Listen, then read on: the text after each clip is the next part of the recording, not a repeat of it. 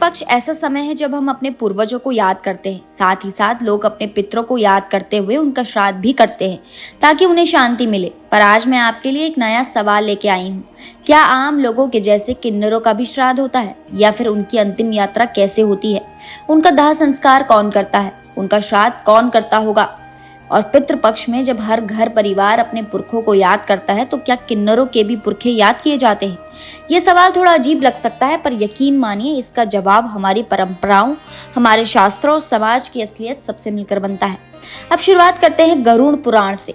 हिंदू धर्म में मृत्यु के बाद की यात्रा को लेकर जितना विस्तार से बताया गया है उतना शायद ही किसी और ग्रंथ में मिलेगा। गरुड़ पुराण कहता है कि आत्मा शरीर को छोड़ने के बाद प्रेत अवस्था से गुजरती है और फिर पितृलोक की ओर बढ़ती है। इस यात्रा को आसान बनाने के लिए जरूरी होता है पिंडदान, श्राद्ध जैसी क्रियाएं। यानी परिवार वाले चावल तिल घी से पिंड अर्पित करते हैं, जल में तिल डालकर पिंड देते हैं, ब्राह्मणों और जरूरतमंदों को भोजन कराते हैं, दान देते हैं ताकि आत्मा को अगले लोक में कोई दिक्कत ना हो।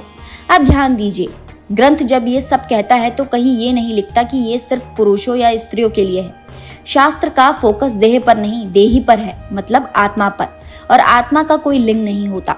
तो सिद्धांत के हिसाब से श्राद्ध, पिंडदान, अंतिम संस्कार किसी भी इंसान के लिए समान रूप से लागू होता है, चाहे वो पुरुष हो, स्त्री हो या फिर किन्नर। किन्नर समुदाय को तो आप जानते ही हैं, उन्हें जीवन भर समाज के ताने झेलने पड़ते हैं और यही भेदभाव उनकी मृत्यु के बाद भी पीछा नहीं छोड़ता। कई शहरों की रिपोर्ट बताती है कि जब किन्नरों का निधन होता है तो उनके साथी यानी गुरु चेले ही परिवार बनकर अंतिम संस्कार करते हैं, क्योंकि असली परिवार अक्सर उन्हें छोड़ देता है। और कई बार ऐसा भी हुआ है कि शमशान घाट पर प्रवेश को लेकर दिक्कतें खड़ी हुई। कभी गेट कीपर ने नियम का बहाना बनाकर रोका, कभी समाज के लोग विरोध करने लगे। नतीजा ये है कि कई जगहों पर किन्नरों को रात के अंधेरे में चुपचाप अंतिम संस्कार करना पड़ा। इसलिए अक्सर सुनने में आता है कि किन्नरों के संस्कार गुपचुप रात में होते हैं। अब यहाँ एक और दिलचस्प बात यह है कि हमारे ही शास्त्रों में तृतीय प्रकृति का जिक्र मिलता है। महाभारत से लेकर कामसूत्र और कौटिल्य के ग्रंथ तक हर जगह तीसरा लिंग का उल्लेख है। यानी ये कोई नया कॉन्सेप्ट नहीं, बल्कि सदियों से हमारे समाज और साहित्य का हिस्सा रहा है। तो जब आज किन्नर अखाड़ा बनारस या गया में श्राद्ध करता है तो ये गरुड़ पुराण की आत्मा के बिल्कुल खिलाफ नहीं है, बल्कि यही बताता है कि आत्मा की शांति और पितृ ऋण का रिश्ता सबके लिए बराबर है। अब जरा पितृपक्ष के असल मतलब समझते हैं। ये 16 दिन भाद्रपद अश्विनी के कृष्ण पक्ष में आता है, जब हर परिवार अपने पूर्वजों को याद करता है, यानी अपनी माँ बाप की तिथि पर श्राद्ध करता है। चावल तिल घी से बने पिंड अर्पित करना, जल से तर्पण करना, ब्राह्मणों और जरूरतमंदों को भोजन देना, ये सब क्रियाएं सिर्फ एक रिवाज नहीं बल्कि उस श्राद्ध का प्रतीक है जो हम अपने पूर्वजों के लिए करते हैं या फिर रखते हैं। और यही क्रियाएं किन्नरों के लिए भी लागू होती हैं। अब आते हैं अंतिम संस्कार पर। आमतौर पर किन्नरों की अंतिम यात्रा में उनके गुरु चेले ही परिवार बनते हैं।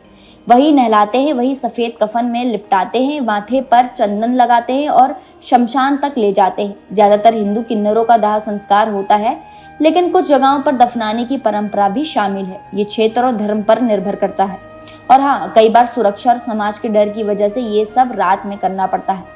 अब अगर कोई किन्नर का परिवार या उसका समुदाय पितृपक्ष में श्राद्ध करना चाहे तो स्टेप्स वही होते हैं जो आम लोगों के लिए होते हैं। जिस दिन मृत्यु की तिथि हो उसी दिन करें, वरना सर्वपितृ अमावस्या में भी कर सकते हैं। उबले चावल, काले तिल घी से बने पिंड अर्पित करें, जल में तिल डालकर तर्पण करें, ब्राह्मण जरूरतमंद गौ, कुत्ते, पक्षियों को भोजन दे, और सबसे जरूरी दिवंगत को उनके चुने हुए परिवार के साथ याद करें, क्योंकि बहुत से किन्नर साथियों का असली परिवार उनके कट जाते हैं। उनका असली परिवार वही होता है जो वो खुद चुनते हैं। शास्त्र में कहा भी गया है कि श्राद्ध का मूल श्राद्ध है। रिश्तों के नाम बदल सकते हैं पर श्राद्ध वही रहता है। अब जरा सोचिए, जब हम अपने पितरों को याद करते हैं तो हम मानते हैं कि उन्होंने हमें बहुत कुछ दिया है। किन्नरों का क्या, उनके भी तो पुरखे होते होंगे जिन्होंने संघर्ष किया, पहचान बनाई, परंपरा बचाई। तो पितृपक्ष में उनका भी हक है कि उनकी आत्मा की शांति के लिए दीप जलाया जाए।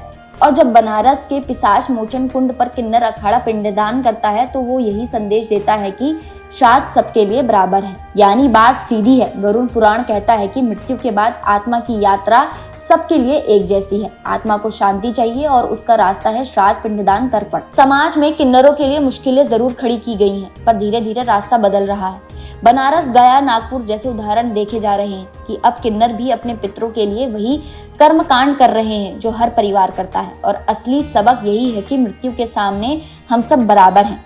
शरीर अलग अलग हो सकता है, पहचान अलग हो सकती है, पर आत्मा का सफर और श्राद्ध की जरूरत सबके लिए समान है। तो दोस्तों आज के लिए इतना ही। उम्मीद करती हूँ आपको ये वीडियो पसंद आया होगा। अगर आपको ये वीडियो पसंद आया तो इसे लाइक कीजिए और हमारे चैनल को सब्सक्राइब करना ना भूलें।